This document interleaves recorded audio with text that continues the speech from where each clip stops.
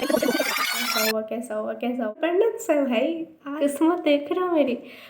तो text easy था, checking hard आएगी ऐसा नहीं होता है, डैश डैश डैश हो गया। समय से पहले और किस्मत से ज़्यादा किसी को नहीं मिलता। Hello guys, welcome back to my YouTube channel. I hope you are doing well and having amazing days. So मैंने बहुत लेट एक बड़ी जो लंबी वाली वीडियोस है बहुत टाइम बाद डाल रही हूँ। आई गेस मतलब लास्ट टाइम तो मैंने सितंबर 25 के रिव्यू के लिए डाला था और अब डाल रही हूँ तो अप्रॉक्सीमेटली मैं देखूँ तो 3-4 महीने हुए हैं। I know I am busy. Okay, तो ऑब्वियसली बात है, अगर मैं जनवरी 26 का रिव्यू बना रही हूँ तो मेरा सितंबर 25 क्लियर नहीं हुआ है, राइट। तो अब हम बनाएंगे कि मेरा एग्ज़ाम कैसा हुआ plus what is the review और दी गॉसिप। Don't miss it. तो सबसे बड़ा क्वेश्चन है कि पेपर कैसा हुआ। सब लोग ये ढूंढ रहे हैं कि पेपर कैसा हुआ कैसा हुआ कैसा हुआ। I was telling you how was the exam. सबसे बड़ी बात यह है कि इस बार तो पेपर ने दिमाग को एग्जॉस्ट कर दिया। लाइक ऐसा लग रहा था कि पेपर ख़त्म होने के नाम ही नहीं ले रहा है। मतलब मैं परेशान हो गई। आई वॉज लाइक कब पेपर ख़त्म होएगा भाई, कब होएगा। But finally it's completed. उनकी 31st को ऐसा लगा सबको कि यार 31 जनवरी को कि आज इंडिपेंडेंस है भाई, आज पेपर ख़त्म हो गए फाइनली। सो हाँ, सबको ऐसी फीलिंग आई होगी जिसने भी जनवरी 26 दिया है, क्योंकि और जो एग्ज़ाम देते हैं ना उनको ऐसा लगता है कि ये तो कितने लकी है यार, इनको ऑडिट में इतना टाइम मिल गया। ऐसा नहीं है। Luck is not about that कि हमें ऑडिट में टाइम मिल गया। लक इज़ अबाउट दैट कि हमने उसको यूटिलाइज़ कैसे किया। आपको पता है, जब आप बहुत टाइम से पेपर दे रहे होते हो ना तो आपको ऐसा लगता है यार ख़त्म हुए। बट जब आपको लगता है ना कि यार ये पेपर तो ख़त्म नहीं हो रहा है, टाइम और एक्सटेंड होता जा रहा है, तो वो वाली ही फीलिंग थी। और फिर उस वजह से ना आप जितना पढ़ते हो ना उतना भी नहीं पढ़ते हो। So without wasting a time let's get. So first paper is accounts. Obviously accounts का paper is easy. Genuinely paper बहुत इजी था। लाइक अमालगमेशन और कंसोलिडेशन। मैं मेरे बारे में बताऊं तो मैंने अमालगमेशन तो नहीं किया था, क्योंकि मैंने सितंबर 25 में अमालगमेशन किया था और उसका आंसर भी नहीं आया और उसमें मेरे को नंबर भी नहीं मिले हैं, क्योंकि मैंने आरटीए में देखा था। ठीक है, तो फिर मेरे को ये था कि अगर इस बार भी कुछ ट्रिक के आ गया तो मैं अमालगमेशन क्यों उठाऊँ। सबसे पहले ऑब्वियस ही बात है, तो मैंने अमालगमेशन तो नहीं उठाया था। तो मैंने इंटरनल रिकंस्ट्रक्शन किया था। फिर जो बाई बैक वाले हैं वो 2-3 क्वेश्चन थे वो किए थे, 7-7 नंबर वाले। एंड देन अभी तो मेरे को इतना याद नहीं आ रहा है, तो ऐसे करके मैंने किया था। बट मैंने जितना लोगों से पूछा उन्होंने कहा था कि अमालगमेशन का क्वेश्चन बहुत ईजी आया था। लाइक सीरियसली, किस्मत देख रहे हो मेरी। बट इट्स ओके, कोई बात नहीं। मैंने बाकी पेपर किया था और विद द गॉड ग्रेस मैंने पेपर पूरा अटैम्प्ट किया था। और MCQs are not easy this time, mind you, क्योंकि मतलब ऑब्वियसली बात है, डिस्क्रिप्टिव पार्ट ईजी था तो MCQs ईजी नहीं थे। तो MCQs is not easy this time. And मतलब मैं ये नहीं कह रही हार्ड थे, इट्स मॉडरेट, राइट। तो ये था अकाउंट्स के बारे में।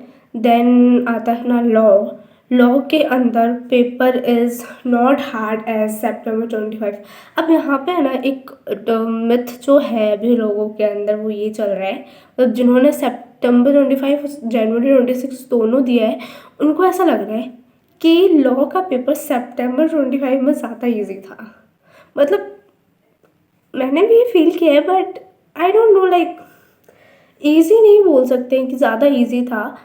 बट ठीक है, दोनों पेपर अपने लेवल पे ठीक थे। लाइक इस बार है ना ICAI ने कुछ नए क्वेश्चन इंट्रोड्यूस करे, like new questions kind of, ठीक है। और उन्होंने इस बार पेनल्टीज ज़्यादा डाली है, तो ये दो चीज़ थोड़ी अलग थी। But it's easy this time, right. और इसके अंदर जो MCQs थे वो इस बार हार्ड नहीं थे। That is the honest thing. तो वो ईज़ी थे। मुझे ऐसा लगता है कि सब लोग ये सोच रहे होंगे कि है ना, पता नहीं कौन क्या वीडियो बना रहा है और वो ये बोल रहा है कि oh my God the toughest exam ever और ये वो। तो मैं आपको कंफर्ट कर रही हूँ कि what is the honest thing is that like you are feeling from this video, right. तो मैंने ऐसा फील किया था, जहाँ तक मैंने किया था कि लाइक मैंने देखा कि भाई लॉ का paper is easy this time, like not hard as that. मैं ये नहीं कह रही कि आप एग्जामिनेशन लिख, बट ऑब्वियसली बात है कि सितंबर 25 से तो इजी था। सो आई वॉज सेट दैट कि मॉडरेट था, इजी को हटा देते हैं, लाइक कोई ऑफेंड हो जाएगा। तो नेक्स्ट, जिसकी मैं अब शायद बात ही नहीं करना चाहती, मतलब ना तो ये पेपर पढ़ा जाता है, मतलब सब्जेक्ट, ना ये सब्जेक्ट का पेपर अच्छा आता है, ना इसका मार्क्स अच्छा आता है। भाई इसके बारे में क्यों बात करें, पता नहीं क्यों ही बात करें। तो tax, everybody case it, right. तो टैक्स का पेपर, मतलब लोगों को ऐसा क्यों लगता है कि टैक्स का पेपर इजी आएगा।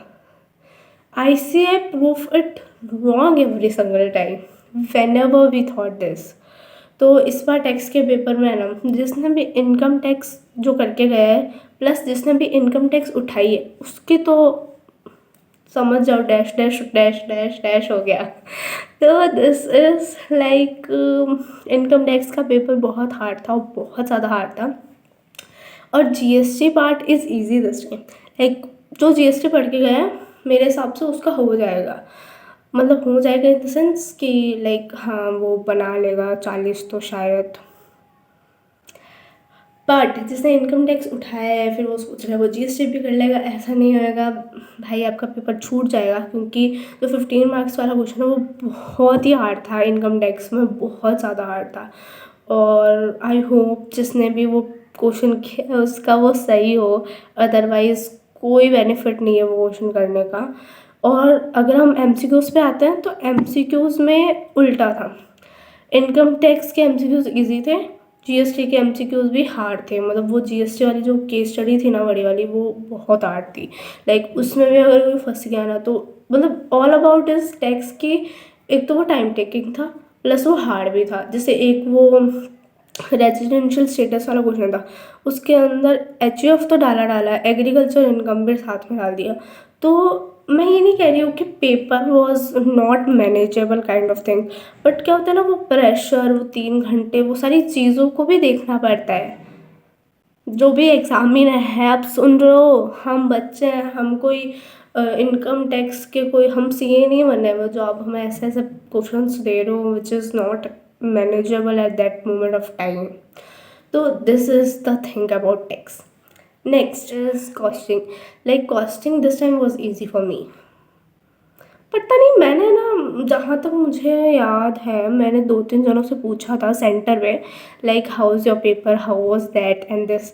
तो वो लोग मेरे को ऐसा बोल रहे थे कि कॉस्टिंग का पेपर देखने के बाद में हमें ऐसा लग रहा है हमें आगे पेपर देना ही नहीं चाहिए। तो आई वाज लाइक व्हाई। तो वो लोग बोल रहे थे कि हमारा अच्छा नहीं गया और ये एंड वो एंड दैट। तो आई वाज लाइक पता नहीं, मैं इस पर कोई कमेंट नहीं करना चाहती। बट देर इज़ ऑल्सो क्या बोलते हैं उसको, पता नहीं क्या बोलते हैं। तो यहाँ पे भी एक है ना कैच है, हाँ कैच बोलते हैं। यहाँ पे भी एक कैच है, वो ये है वो ये है कि इस बार क्वेश्चन में ना एक तो कॉस्ट शीट बहुत जगह बनाने के लिए दी थी, हर दूसरे क्वेश्चन में कॉस्ट शीट। दूसरी चीज़ जो सबसे ज़्यादा पूछी थी वो ये था कि हर क्वेश्चन में, मतलब स्टार्टिंग में क्वेश्चन सब सही चल रहा है, लास्ट में वो कुछ ऐसा ट्रिकी पूछ लेते हैं, कुछ ट्रिकी एडजस्टमेंट दे रहे हैं हर क्वेश्चन के अंदर कॉस्टिंग में, कि इट्स मेक लिटिल डिफिकल्ट। अगर 5 नंबर का क्वेश्चन है तो आप सोच लो कि 1-1.5 मार्क्स तो उसमें नहीं मिलेगा क्योंकि कुछ तो ट्रिकी था। तो that is the point in costing which I found. और अदरवाइज MCQs जो थे ना वो बहुत स्कोरिंग, बहुत ज़्यादा स्कोरिंग था, आप अच्छे खासे मार्क्स MCQs में लेके आ सकते हो।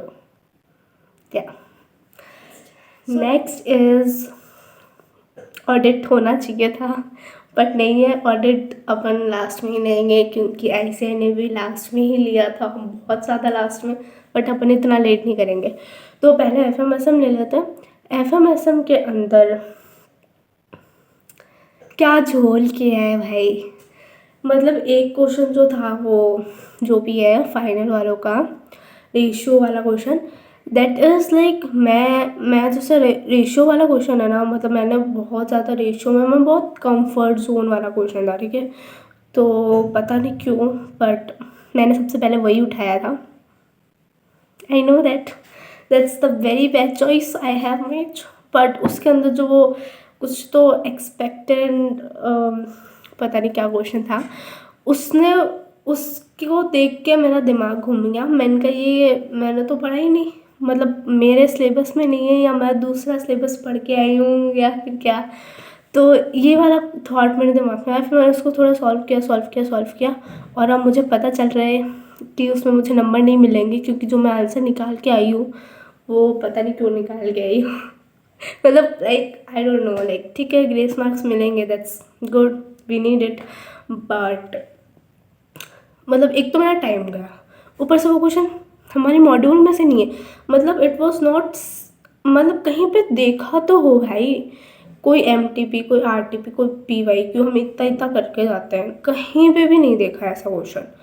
तो अगर आपको देना है, लाइक मैंने जहाँ तक बहुत सारे फैकल्टी से सुना है कि अगर आप आंसर निकालोगे तो निकल जाएगा, ऐसा भी नहीं है, ये नहीं है वो नहीं है, तो ठीक है इट्स ओके, हम निकाल लेंगे जो भी है, बट एटलीस्ट आप हमें रेफरेंस तो दो कि ऐसे क्वेश्चंस भी होते हैं। बट हम लोग कोई ऐसा एग्ज़ाम ही दे रहे हैं, हम यहाँ पे कोई एक्सपेरिमेंट नहीं कर रहे हैं कि कोई भी नए क्वेश्चंस को हम आंसर निकाल के ही मानेंगे। तो दैट इज़ द थिंग। और एसएम का बोलूँ तो SM was easy peasy lemon squeezy ऐसा ही था। एसएम तो एसएम ईजी था, और एफएम में बाकी जो क्वेश्चंस थे वो मॉड्यूल में से मान लो, बट वही है ना कि कोई उस क्वेश्चन में फंस गया तो वो टाइम टेकिंग है, या तो उसका एसएम छूटेगा या फिर उसका एफएम छूटेगा, या कुछ तो छूटेगा ही पेपर में। तो दैट इज़ द केस। और एमसीक्यूज़ ईजी थे आई थिंक, मतलब नॉट इजी, मॉडरेट बोल देते हैं, इजी ज़्यादा बोलूँगी तो गालियाँ पड़ेगी मेरे को। तो मॉडरेट था, right. Then audit, finally audit का पेपर भी हो गया है, ऑडिट का रिव्यू भी आ गया है। तो ऑडिट के अंदर ऐसा केस था कि audit is easy, like not expecting audit to be very easy this time, but audit का पेपर बहुत ईजी था। लाइक ऑनेस्टली मैं तो देख के खुश हो गए यार। ऑडिट का पेपर लाइक जैसा ऐसा होता है ना, इम्पॉर्टेंट मार्क करते हैं, वो वाले क्वेश्चन सारे उठ के आ गए ऑडिट के पेपर में। तो ये चीज़ हुई थी। और ठीक है, ऑडिट का पेपर वॉज ईजी, एमसीक्यूज भी ईजी थे और डिस्क्रिप्टिव पार्ट भी दोनों ईजी था, तो उसमें कोई शिकायत नहीं है। बट अभी कुछ ना कुछ तो लोगों को बोलना ही है। अब लोग बोल रहे हैं पेपर ईजी था, चेकिंग हार्ड आएगी, ऐसा नहीं होता है। सबने बोला था ना कि टाइम मिला है तो पेपर हार्ड आएगा, नहीं आया ना हार्ड। तो इतना मत सोचो कि पेपर इजी था चेकिंग हार्ड आएगी, या पेपर हार्ड था तो चेकिंग इजी आएगी। बाहर से क्वेश्चन आ गया, ग्रेस मार्क्स मिलेंगे, इतने मिलेंगे उतने मिलेंगे, वो आपका थॉट नहीं है। जिसको सोचना है सोचेगा, जिसको देना है देगा। मज़े करो यार, मूवी वूवी देखो, वेब सीरीज़ देखो, आउटिंग पे जाओ, ट्रिप पे जाओ, whatever you want to do at your home, and ठीक है अपनी फैमिली के साथ इंजॉय करो। शुभम सर की लाइन चुरा रही हूँ, उन्होंने एक लाइन बोली थी कि समय से पहले और किस्मत से ज़्यादा किसी को नहीं मिलता। तो डोंट वरी गाइस, जैसा आपने दिया है, आपने अपना 100% दिया, आपको वैसा ही नंबर मिलेगा। तो ज़्यादा मत सोचो, ज़्यादा इधर उधर देखोगे मत वीडियोस। और this is your fun time, do fun at your home and with your families obviously. और अपना ध्यान रखो, ठीक है, बाय बाय।